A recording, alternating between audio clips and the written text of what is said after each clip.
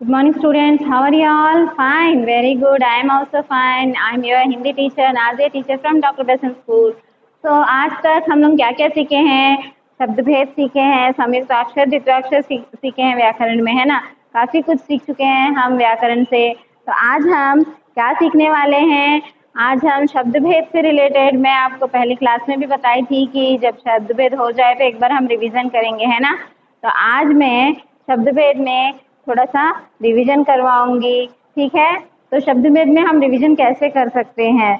देखो, मैं यहाँ पर कुछ 15 क्वेश्चंस बना के रखी हूँ आपके बोर्ड में, और मैं आपको मैं PDF करके मैं भेजूंगी आपको, ठीक है। तो अभी फिलहाल मैं आपको यहाँ पर जो माने कैसे चीज़ों को किस तरह से क्वेश्चन हो सकता है, क्वेश्चन तैयार हो सकते हैं, आपको आंसर किस तरह से करना है, ये सभी यहाँ पर थोड़ा बहुत प्रैक्टिस हो जाएगा आपको। और फिर जब मैं आपको वर्कशीट भेजूंगी तो आपको इसको क्या करना होगा, अपने नोट्स में कॉपी करना होगा, ओके। यही मैं आपको आपके PDF करके आपको भेजूंगी, ठीक है। प्रैक्टिस पार्ट में आपको लिखना होगा। तो आज हम क्या करने वाले हैं? शब्द भेद। टोटल कितने होते हैं? 8 होते हैं। शब्द भेद ఎన్ని ఉంటాయమ్మా? 8 ఉంటాయి। क्या क्या है वो? संज्ञा, वेरी गुड। सर्वनाम याद है सबको? बोलो फिर। संज्ञा, सर्वनाम, विशेषण, क्रिया, क्रिया विशेषण और संबंधबोधक, वेरी गुड। समुच्चय बोधक एंड विस्मयादि बोधक, राइट। तो ये सभी जो है हमारे क्या है? शब्द भेद है ना। तो शब्द भेद कितने प्रकार के हैं? टोटल 8 होते हैं, जो अभी मैंने बताया है। तो संज्ञा माने क्या है? संज्ञा माने क्या है? किसी व्यक्ति, वस्तु, जाति या भाव या प्राणी का नाम का बोध कराने वाले शब्दों को हम क्या कहे हैं? संज्ञा कहे हैं। तो हम देखो, आपके पास ग्रामर बुक हो तो आप उसमें देख सकते हो। ऑलरेडी आपको मैंने प्रैक्टिस बुक में लिखने के लिए भी भेजा था, उसको अगर सामने रख के देखोगे तो बहुत अच्छी बात है। वैसे भी आप लोग हमेशा अपनी बुक्स अपने पास ही रख के देखते हो वैसे, इसीलिए मैं अभी नहीं बोली आपको। अगर आप देखना चाहो तो देख सकते हो, नहीं तो ये तो ओरली है, आपको बस अच्छे से सुनना है तो भी कोई प्रॉब्लम नहीं है। तो संज्ञा माने क्या था? किसी प्राणी, वस्तु, व्यक्ति और किसी जाति या फिर किसी भाव के नाम का बोध कराने वाले शब्दों को हम क्या कहते हैं? संज्ञा कहे हैं। तो सर्वनाम क्या है? सर्वनाम संज्ञा के बदले आने वाले शब्दों को हम क्या कहे हैं? सर्वनाम बोले हैं। वैसे ही विशेषण माने क्या है? विशेषण माने किसी भी संज्ञा हो सकती है या सर्वनाम हो सकता है, किसी भी चीज का विशेषता को बताने वाले शब्द को हम क्या कहते हैं? विशेषण कहते हैं, है ना। तो जैसे किसी भी वस्तु हो सकती है, किसी स्थान का भी हो सकता है विशेषता, या फिर किसी इंसान की भी विशेषता को भी बता सकते हैं, कोई भी हो सकता है। तो उसकी विशेषता को बताने वाले शब्द को हम क्या कहते हैं? विशेषण कहते हैं। तो अब हम क्रिया पर आते हैं। क्रिया माने क्या है? क्रिया मीन्स क्या है? क्रिया माने किसी काम के होने को क्या कहते हैं? क्रिया कहते हैं। किसी काम के करना, काम, कार्य, कार्य का होना। तो कार्य का होना माने क्या है? किसी काम, कोई भी काम चल रहा है तो उसको हम क्या कहते हैं? क्रिया कहते हैं। जैसे कि राम तेज दौड़ता है, दौड़ता है जो है वो क्या है? क्रिया है ना। तो इस तरह से क्रिया हुआ। अब क्रिया विशेषण माने क्या है? क्रिया विशेषण माने क्रिया की विशेषता को बताने वाले शब्दों को हम क्या कहते हैं? क्रिया विशेषण कहते हैं। सभी बच्चे ध्यान से सुन रहे हो ना? ये सब मैं एक बार इसीलिए रिवाइज कर रही हूँ ताकि हमारे पूरे बिट्स, पूरे टोटल शब्द भेद से रिलेटेड ही है यहाँ पर, ठीक है। जब मैं यहाँ पर आपको 1 बिट एक्सप्लेन करूँ तो आपको भी वहाँ अपने घर से आपको ट्राई करना है कि इसमें आंसर क्या हो सकता है, ओके। ये नहीं कि बैठो और सिर्फ वीडियो देखो और उठ जाओ, टाइम पास के लिए नहीं है ना, ये आपको सीखना है इससे। इसलिए आपको क्या करना होगा?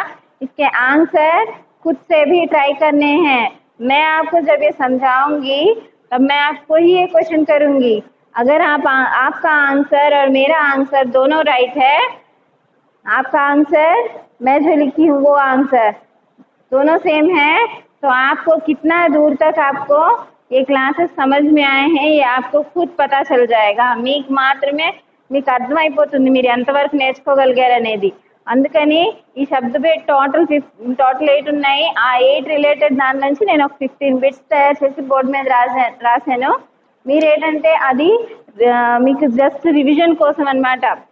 ఇప్పుడు మనం స్కూల్కి వచ్చి రివైజ్ చేసుకోవడం అంటే అవ్వదు మనకి. సో అలాంటప్పుడు మనం ఏం చేయగలము, కనీసం ఈ విధంగా అయినా కొంతలో కొంతైనా మనం నేర్చుకోగలగాలి కదా. మనం ఈరోజు విన్నాం, ఓకే, ఇప్పుడు అర్థమైపోతుంది. ఓ 2-3 డేస్ 4 డేస్ తర్వాత ఏమవుతుంది, మళ్ళీ మనం మర్చిపోతాం. మళ్ళీ మీకు రీస్టార్ట్ చేయాలి కదా. ఇప్పుడు అందుకని నేను అవన్నీ సంఖ్య దగ్గర నుంచి చెప్పుకొని వస్తున్నాను మళ్ళీ ఒకసారి. ఎందుకంటే మన సంఖ్య చెప్పి చాలా రోజులు అయింది, మర్చిపోయి ఉంటారు. సో వన్స్ ఒక్కసారి రిపీట్ చేస్తే ఏమవుతుంది, మీకు అన్నీ అవును కదా, ఇలా చెప్పారు కదా, ఇలా చదివాను కదా, ఇలా వీడియోలో చూశాను కదా అని ఉంటుంది. సో అప్పుడేమవుతుంది, మర్చిపోరు కదా. మర్చిపోతే ఏమవుతుంది, మన బిట్స్ ఇక్కడ రాశానా, ఈ బిట్స్ నేను క్వశ్చన్స్ చదువుతాను, మీరు ఆన్సర్స్ చేయడానికి ప్రయత్నిస్తారు. అప్పుడేమవుతుంది, మీ ఆన్సర్ నా ఆన్సర్ ఒకటే అనుకోండి, నేను రాసిన ఆన్సరే మీది ఉంటే మీది కరెక్ట్ అవుతుంది అనుకోండి. సో మీకు తెలుస్తుందో నాకు ఇది వచ్చింది అనేసి. సపోజ్ రాంగ్ అయింది అనుకోండి, ఎందుకు రాంగ్ అయింది అనేది మీకు డౌట్ వస్తుంది. సో ఇలాంటివన్నీ కూడా మీరు డౌట్స్ అనేవి కూడా మీకు ఎప్పుడు క్లియర్ చేసుకోగలరు, మీరు మన లైవ్ ఇంటరాక్షన్ క్లాస్ ఉంటుంది కదా, ఆ క్లాస్లో మన డౌట్స్ క్లియర్ అయిపోతాయి. ఓకే, అందుకని అంటున్నాను అనమాట. మనం ఓన్లీ ఏదో వీడియో చూసాము ఏదో నేర్చుకున్నామని కాదు, మనం దాంతోపాటు మనం కూడా ట్రై చేయాలి. ఎందుకంటే ఇప్పుడు డిస్టెన్స్ లెర్నింగ్, మీరు స్కూల్కి రాలేరు, ఎలా వెళ్తుంది మీకు. అందుకని కొంచెం నేను ఇలా ఆలోచించి నేను ఇలా చేశాను. సో క్వశ్చన్స్ నేను తయారు చేశాను, క్వశ్చన్స్ రీడ్ చేస్తాను, అడుగుతాను. ఆన్సర్ ఎవరికైనా వచ్చినట్టయితే మీరేం చేస్తారంటే దాని ఓన్లీ ఆన్సర్ మాత్రమే మీ బుక్లో రాయండి. మీ నోట్స్ ఉంది కదా, రఫ్ నోట్స్, ఆ రఫ్ నోట్స్లో కానీ పేపర్లో కానీ ఎందులో ఒకటి రాసుకోండి. రాసిన తర్వాత నేను ఇది ఎక్స్ప్లెయిన్ చేశాక నేను ఆన్సర్ చెప్తాను కదా, మీ ఆన్సర్ నా ఆన్సర్ ఒకటే అయిందా లేదా చూసుకోండి. నా ఆన్సర్ మీ ఆన్సర్ ఒకటే అయినట్టయితే మీకు ఆ టాపిక్ మీకు బాగానే వచ్చినట్టు. సపోజ్ అవ్వలేదు అనుకోండి, సో అప్పుడు మీకు డౌట్ వస్తుంది ఎందుకు అలాగ అయింది అని కదా. సో అప్పుడు ఎందుకు అలా అయింది అనేసి అంటే మీరు ఆ మాట మీరు మన లైవ్ ఇంటరాక్షన్ క్లాస్ ఉంటుంది కదా, ఆ టైంలో మీరు మీ డౌట్ని క్లారిఫై చేసుకోవచ్చు కదా. ఎందుకు టీచర్ ఆ రోజు అలా చెప్పారు కదా, ఆ రోజు ఎందుకు అలాగ అయింది అనేసి, అవునా. సో ఇలా మీ డౌట్స్ కూడా క్లియర్ అయిపోతాయి, మీ ప్రాక్టీస్ చేసినట్టు కూడా ఉంటుంది. Yes or no. అందుకని నేను ఇలాగా అనుకున్నా. ओके, तो शब्द भेद में बता रही थी अभी कितने हैं शब्द भेद, 8 हैं. संज्ञा माने किसी व्यक्ति, वस्तु, जाति, प्राणी, भाव का नाम का बोध कराने वाले शब्दों को संज्ञा कहते हैं. तो संज्ञा के बदले आने वाले शब्दों को क्या कहते हैं, सर्वनाम कहते हैं, है ना. तो फिर संज्ञा देखो, चेन अप देखो. फर्स्ट संज्ञा माने क्या है, किसी व्यक्ति, वस्तु, स्थान, भाव के नाम को बताने वाले शब्दों को संज्ञा कहते हैं. तो संज्ञा के बदले माने संज्ञा को लेकर के ही आ रहा है ये. संज्ञा के बदले आने वाले शब्दों को हम क्या कहते हैं, सर्वनाम कहते हैं. अब देखो, संज्ञा या सर्वनाम की विशेषता को बताने वाले शब्द को क्या कहते हैं, विशेषण कहते हैं. समझ में आया. संज्ञा के बदले आया है सर्वनाम, और संज्ञा और सर्वनाम की विशेषता को बताने वाले शब्दों को हम क्या कहे हैं, विशेषण कहे हैं. ये अंडरस्टूड दिस वन. हाँ, तो उसकी जो विशेषता को बताता है वो क्या है, विशेषण है. उसके बाद क्या है, क्रिया माने क्या है, काम, वर्क. तो वर्ब एंड मैटर. तो वर्ब माने क्या है, क्रिया, कोई भी काम करना, कोई भी कार्य होना, उसको हम क्या कहते हैं, क्रिया. काम के करने या होने को हम क्रिया कहते हैं. तो उसके बाद क्या आता है, क्रिया विशेषण आता है. क्रिया विशेषण माने क्या है, क्रिया की विशेषता को बताता है. जैसे कि विशेषण संज्ञा या सर्वनाम की विशेषता को बताता है, वैसे ही क्रिया विशेषण क्या होता है, किसी भी क्रिया की विशेषता को बताता है. इसलिए वो क्या हुआ, क्रिया विशेषण. क्रिया माने क्या है, वर्ब, काम की विशेषता को बताता है. विशेषण माने क्या है, विशेषता को बताना. तो किसी भी काम की विशेषता को बताने वाले शब्द को क्या कहते हैं, क्रिया विशेषण कहते हैं, है ना. अब देखो, संबंध बोधक। संबंध बोधक माने एक वाक्य का संबंध दूसरे शब्दों से होता है, वाक्य के दूसरे शब्दों से जुड़ा होता है, हम उसको क्या कहते हैं? संबंध बोधक कहते हैं, है। उसके बाद में क्या है? समुच्चय बोधक। समुच्चय बोधक माने क्या है? कंजक्शन कहते हैं, यानी कि दो वाक्यों को मिला करके लिखना, पता है?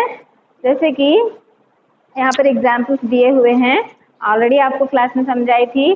समुच्चय बोधक माने कंजक्शन होता है, तो दोनों को हम जब मिला कर दो वाक्य होते हैं, दो वाक्यों को हम जब मिला के लिखते हैं तब हम किस तरह से मिला के लिखते हैं वो बताया था। और फिर क्या है? विस्मयादि बोधक, लास्ट वन है ना। तो विस्मयादि बोधक माने क्या है? किसी भी आश्चर्य को प्रकट करना, चाहे वो दुख का हो, शोक का हो, या फिर आनंद का हो, या फिर देखने में खुशी का हो, या सुख पहुंचाने वाला हो, जो भी हो, एक आश्चर्य को प्रकट करता है, वह क्या है? विस्मयादि बोधक। अपने मन के विस्मय को बताता है, वो क्या है? विस्मयादि बोधक। तो ये हमारे शब्द भेद हुए, है ना। अब हम इस शब्द भेद से रिलेटेड यहाँ कुछ बिट्स आपको तैयार करके रखे गए हैं। आपको इसको क्या करना है? मैं क्वेश्चन पढ़ूंगी, 1 बाय 1 आपको एक्सप्लेन करूंगी, और आपको क्या करना है? इस क्वेश्चन का आंसर देने के लिए ट्राई करना है। और आंसर आपको क्या करना है? अपनी रफ नोट्स में या फिर पेपर में लिखो, और जब मैं सेम आपका और मेरा आंसर సేమ్ हो जाए, మన ఇద్దరు ఆన్సర్లు కరెక్ట్గా ఉన్నదనుకోండి, నేను ఇక్కడ రాసింది మీరు రాసింది ఓకే అయితే మీది రైట్ అనమాట. అది ఒకవేళ నేను రాసింది మీరు రాసింది వేరే వేరే అనుకోండి, సో ఎందుకు ఇలాగ వచ్చింది అని మీకు డౌట్ రావచ్చు. ఆ డౌట్ క్లియర్ అయిపోతుంది. ఓకే, సో నేను ప్రతి బిట్ నేను ఎక్స్ప్లెయిన్ చేస్తూ మీకు చెప్తాను. ఓకే, సరిగ్గా వినాలి. अच्छे से सुनना है. ईच एंड एवरी बिट मैं आपको एक्सप्लेन करूंगी. ओके, मैं यहाँ पर तेलुगु वर्ड भी इसलिए यूज कर रही हूँ ताकि आपको अच्छे से समझ में आए, क्योंकि यहाँ पर जनरल, स्पेशल और सीबीएसई स्टूडेंट सब लोग हैं. तो जिसको हिंदी आता है उसको कोई प्रॉब्लम नहीं है, समझ आ जाएगी. लेकिन जिसको हिंदी नहीं आता उतने से, उसका क्या हाल होगा. इसीलिए जिसको हिंदी नहीं आता है उनको भी मैं अपने माइंड में रखते हुए बीच बीच में मैं तेलुगु वर्ड यूज कर रही हूँ. నేను ఇక్కడ జనరల్, స్పెషల్, సిబిఎస్ఈ స్టూడెంట్స్ అందరూ ఉన్నారు కదా. అందులోని హిందీ వచ్చిన వాళ్ళు ఓకే పర్లేదు, వాళ్ళకి ఏమి ఇబ్బంది లేదు. బట్ ఎవరికైతే హిందీ సరిగా రాదు, జనరల్ స్టూడెంట్స్ ఉంటారు, వాళ్ళకి సరిగా రాదు. సో అందుకని నేను ఇక్కడ తెలుగు వర్డ్స్ కూడా యూజ్ చేస్తున్నాను. హిందీ టీచర్ కదా, తెలుగు వర్డ్స్ ఎందుకు యూజ్ చేస్తున్నారని అనుకోవచ్చు, కానీ నేను ఇక్కడ తెలుగు యూజ్ చేసింది దేనికోసం? జనరల్ పిల్లల్ని నేను మైండ్లో పెట్టుకొని నేను तेलुगु वर्ड्स पूरे यूज చేస్తున్నాను. समझ में आया आप लोगों को? स्पेशल स्टूडेंट्स सोच सकते हैं ऐसा कि टीचर हिंदी टीचर है तो तेलुगु में क्यों यूज कर रहे हैं करके, है ना. इसीलिए मैं तेलुगु जनरल बच्चों को और स्पेशल वाले लोगों को सबको यही वीडियो है, इसीलिए इस वीडियो में मैं तेलुगु और हिंदी दोनों को यूज कर रही हूँ ताकि सबको अच्छे से समझ में आए.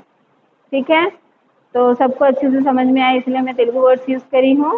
तो आप लोगों के लिए मैं हिंदी भी बोली हूँ और वही बात मैं तेलुगु में भी एक्सप्लेन करी हूँ, क्योंकि दोनों को बराबरी से समझ में आए, कोई भी कंफ्यूजन ना रहे. ठीक है, तो अब मैं यहाँ पर जो बिट्स दिए गए हैं 1 बाय 1 पढ़ूंगी, आपको एक्सप्लेन करूंगी, और आपको क्या करना है? आपको आपका आंसर्स जो है आपकी पेपर में या बुक में, रफ बुक में लिखना है.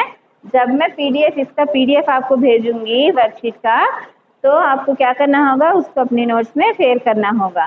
ठीक है, अभी जस्ट आप अपने रफ नोट्स में प्रैक्टिसिंग के लिए जस्ट आंसर अपने सोच से लिखोगे करके कह रही हूँ. ओके, तो जो नोट्स आपको दी गई है लिखने के लिए उस नोट्स में नहीं लिखना. आपको पास कोई पुरानी नोट्स होगी तो उसमें लिख ले. ఏదైనా ఓల్డ్ నోట్స్ ఉంటాయి కదా, ఏదైనా ఓల్డ్ పేపర్స్ గట్రా ఉంటాయి కదా, అందులో రాసుకోండి. మీకు ఇచ్చిన నోట్స్లో మాత్రం రాయొద్దు ఇది, ఎందుకంటే ఇది నేను ఇక్కడ చేయిస్తున్నది.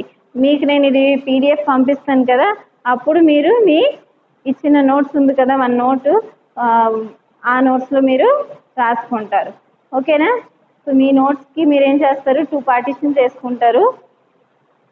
అది ఆల్రెడీ మీకు తెలుసు, లాస్ట్ ఇయర్ కూడా మీరు చేసే ఉంటారు. ఇంకేస్ తెలియకపోయినా మన బుక్ని మీరు స్టార్టింగ్ నుంచి రాయండి. మనకి ఎప్పుడైతే మనం టెక్స్చువల్ పార్ట్ స్టార్ట్ చేస్తాం అప్పుడు నేను చెప్తాను, అప్పుడు మిడిల్ నుంచి మనం फॉलो अव्వచ్చు. ओके, तो जब हम अपना टेक्सचुअल पार्ट शुरू करेंगे तब हम बीच में मध्य कुट्टू कहते हैं, वहाँ से हम क्या करेंगे, अपना CW पार्ट को स्टार्ट करेंगे.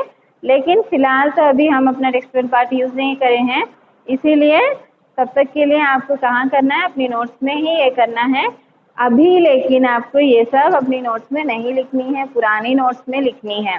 ठीक है, जब आपको PDF भेजा जाएगा तभी आपको क्या करना है, जो भी वर्क आपको भेजा जा रहा है आपको आप उस नोट्स में आपको लिखना होगा. ठीक, अब मैं ये पढ़ने वाली हूँ और 1 बाय 1 एक्सप्लेन करूँगी. मुझे आंसर आप कहाँ पर लिखोगे, अपने रफ पेपर में, है ना. तो देखो मैं फर्स्ट वन पढ़ने वाली हूँ, इसका आंसर मुझे बताना. किसी विशेष व्यक्ति, वस्तु, स्थान का बोध कराने वाले शब्दों को डैश कहते हैं.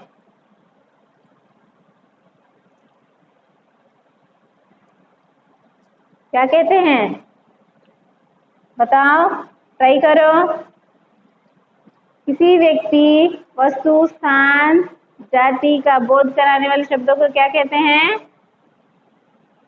संज्ञा कहते हैं. क्या कहते हैं, संज्ञा कहते हैं. कितने लोगों ने संज्ञा लिखा है, संज्ञा जितने लोगों ने लिखा है उनका ये आंसर राइट है. ओके, अब हम दूसरा वाला देखते हैं. कुत्ता पालतू जानवर है. कुत्ता पालतू जानवर है. इसमें हमको क्या पहचानना है, జాతివాచక संज्ञा पहचानो. क्या करना है हमको, మనం ఏం ఫైండ్ అవుట్ చేయాలి, ఇందులో జాతివాచక సంజ్ఞ ఏంటో మనం కనుక్కోవాలి. कुत्ता पालतू जानवर है, इंद्र जातिवाचक संज्ञा ఏంటి, कुत्ता पालतू जानवर है, इसमें जातिवाचक संज्ञा क्या है, जाति माने क्या है, कुत्ता एक जाति है ना, तो आंसर क्या है, कुत्ता. कौन कौन लिखे कुत्ता, जो भी लिखे हैं कुत्ता के नीचे अंडरलाइन करे हैं वो कुत्ता जो शब्द लिखे हैं जातिवाचक संज्ञा करके, तो अगर लिखे हैं तो उनका ये राइट है, अगर नहीं करे हैं तो उनका ये रॉन्ग होगा. यहाँ पर कुत्ता इसीलिए जातिवाचक संज्ञा हुआ क्योंकि संपूर्ण जाति के बारे में बताने वाले शब्दों को हमने बताया था वहाँ पर कि जातिवाचक संज्ञा है. संज्ञा में कितने भेद होते हैं, 5 भेद होते हैं ना, वो सभी के बारे, तो उसमें एक क्या है, जातिवाचक संज्ञा. तो जातिवाचक संज्ञा माने क्या है, संपूर्ण जाति का बोध होता है. जैसे कि मनुष्य एक जाति है, पक्षी एक जाति है, और वैसे ही जानवर भी जाति है, पशु भी जाति है ना. तो कुत्ता क्या है, ये भी एक जाति है. अब हम देखते हैं, यहाँ देखो, हाय जूता ने देर कर दी. हाय जूता ने देर कर दी. ये हाय क्या है, दुख के लिए है ना, दुख के लिए आता है. ओहो हाय अंतरा, तो हाय ये क्या होगा, अपने विस्मय को बता रहा है, तो ये क्या है, विस्मय आदि बोधक.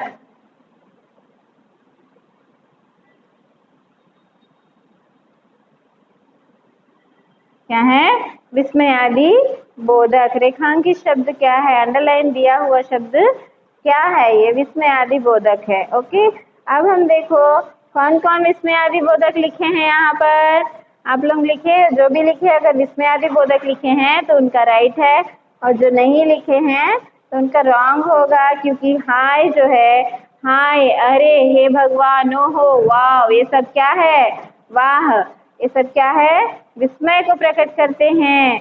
ये साइन हमेशा याद रखना, ये एक्सक्लेमेटरी साइन है. ये जब भी किसी भी सेंटेंस में आए और आपको बोला जाए कि इसमें विस्मय आदि बोधक को ढूंढो, पहचानो, तो आपको क्या करना है, आपका विस्मय आदि बोधक यही हो जाएगा. ओके, ये बात समझ में आई.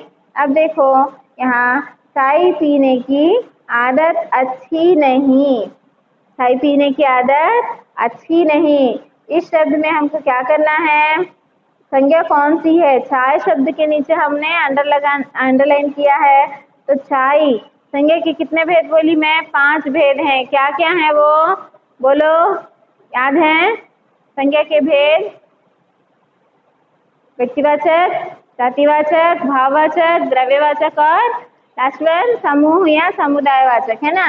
तो ये चाय, चाय क्या है? एक लिक्विड है, एक द्रव्य है ना। तो आंसर क्या होगा हमको? द्रव्यवाचक संज्ञा। Very good.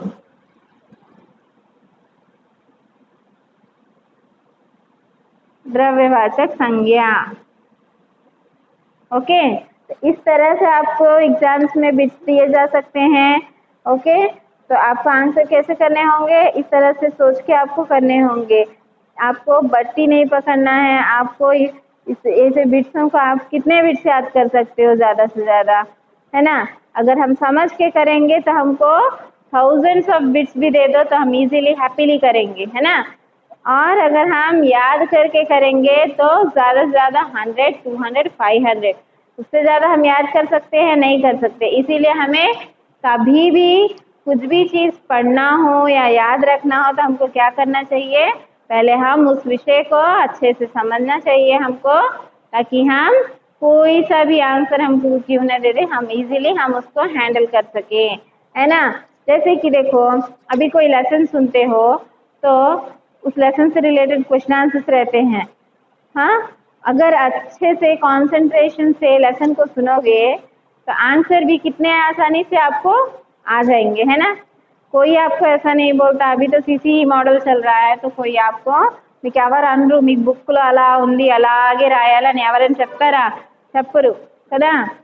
సో లెసన్ సరిగ్గా వింటే ఏమవుతుంది? మీ ఆన్సర్స్ కూడా మీరు ఈజీగా రాయగలుగుతారు, అవునా కదా. ఈజీగా వన్స్ 1 or 2 టైం మీరు రీడ్ చేస్తారు, ఆ మీనింగ్ తెలుసుకుంటారు, ఆ క్వశ్చన్కి ఆన్సర్కి మీనింగ్ తెలుసుకొని ఏం చేస్తారు, మీది ఏం చేస్తారు, ఆన్సర్ ఈజీగా మీకు వచ్చేస్తుంది.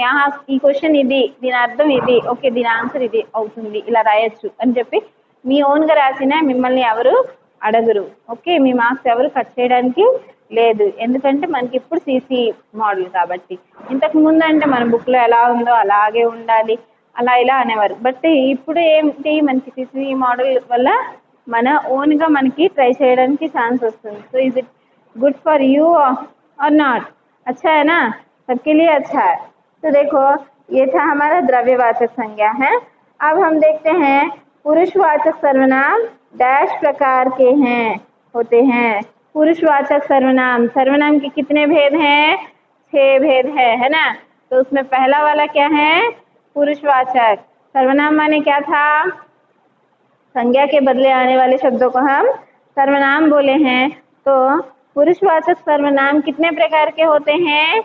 3 प्रकार के होते हैं. कितने? 3. पहला क्या है? उत्तम पुरुष. हाँ, दूसरा बोलो. वेरी गुड, मध्यम पुरुष. और तीसरा अन्य पुरुष. कितने प्रकार के हैं? 3 प्रकार के होते हैं. ओके, तो ये 3 है. ठीक, नेक्स्ट देखो, संज्ञा के बदले आने वाले शब्दों को डैश कहते हैं. संज्ञा के बदले जो शब्द आते हैं उसको हम क्या कहते हैं? बोलो. वेरी गुड, सर्वनाम कहते हैं. 2 इजी आंसर, राइट. क्वेश्चन, तुम्हारा नाम क्या है? क्या के नीचे अंडरलाइन दिया गया है. क्या कौन सा सर्वनाम है? सर्वनाम में कितने प्रकार हैं? 6 हैं बोली थी मैं. क्या क्या हैं? क्या क्या हैं? पुरुषवाचक, निश्चितवाचक, अनिश्चितवाचक और और क्या है? पुरुषवाचक, निश्चितवाचक, अनिश्चितवाचक, संख्यावाचक. संख्यावाचक सर्वनाम होता है? नहीं होता है. संख्यावाचक विशेषण होता है. मैं कंफ्यूज करने के लिए आपको बोली ना, ऐसे ही ला दे रहे हूँ मुंडी. हाँ, क्या क्या है? निश्चितवाचक, अनिश्चितवाचक, पुरुषवाचक और निजवाचक. और 2 हैं, प्रश्नवाचक, सार्वनामिक. ओके, तो यहाँ पर क्या क्या है? क्वेश्चन मार्क आया है, तो क्वेश्चन क्या होता है? प्रश्नवाचक. आंसर क्या होगा इसका? प्रश्नवाचक सर्वनाम. आंसर क्या है? प्रश्नवाचक सर्वनाम. अब देखो 8th one, आशा सुंदर लड़की है. इसमें विशेषण क्या है? आशा की किसका ये लड़की का विशेषता क्या है? सुंदर है ना. विशेषण माने क्या है? किसी भी व्यक्ति का विशेषता हो सकती है, किसी भी वस्तु की विशेषता हो सकती है, कुछ भी किसी भी चीज की विशेषता को बताता है। तो यहाँ पर एक लड़की की विशेषता क्या है? सुंदर है। तो ये सुंदर शब्द जो क्या है वो क्या होगा? विशेषण कहलाएगा। आंसर करे हो कि नहीं इसका? नहीं किए? पास करना है ना फिर। गीता पाठ पढ़ती है। क्रिया शब्द पहचानो। क्रिया माने क्या है? काम को करना है ना। तो गीता क्या है? संज्ञा शब्द है। पाठ पढ़ती है। इसका आंसर बोलो क्या हो सकता है? लिखो, लिखे। हाँ, तो देखो गीता पाठ पढ़ती है। गीता जो है ये तो संज्ञा है, पाठ पढ़ती है। पढ़ना क्या होगा? ये है क्रिया। वर्ब क्या है यहाँ पर? क्रिया। पढ़ती। ठीक है, कौन कौन लिखे हैं पढ़ती? उनका ये राइट है। ओके, वर्ब क्रिया माने क्या है? वर्ब। काम को हमको फाइंड आउट करना है। कोई से भी सेंटेंस में अगर वर्ब दिखाई दे तो हम उसको अंडरलाइन कर देंगे और कहेंगे कि वो क्रिया है, अगर क्रिया पूछा तो।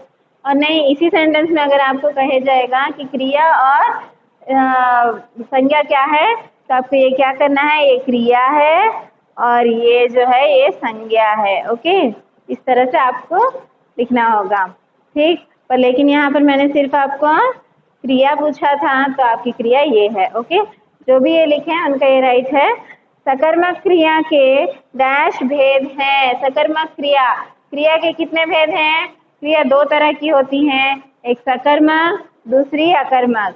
सकर्मक कितने प्रकार के होते हैं? फिर सकर्मक दो प्रकार के होते हैं। दो में पहला वाला क्या है? एक कर्मक, और दूसरा वाला क्या है?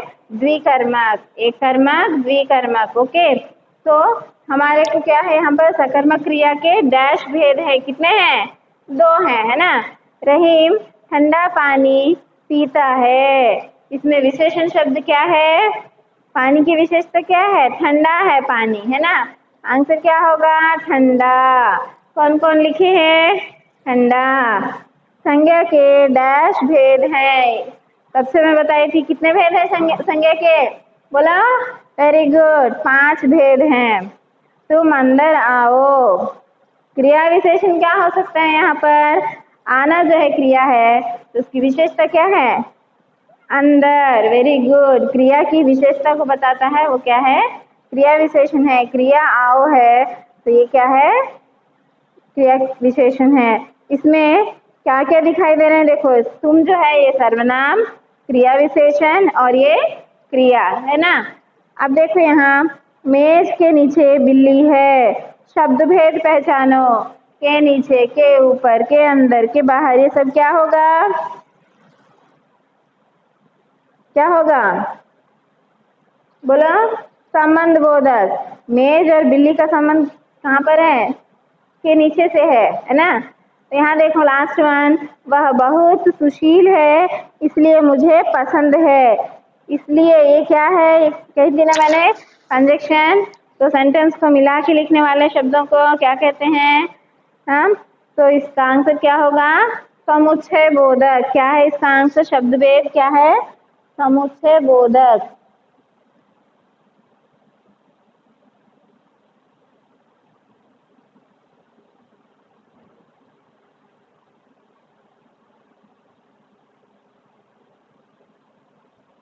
ओके, और ये क्या होगा? संबंध बोधक। ठीक है, के नीचे।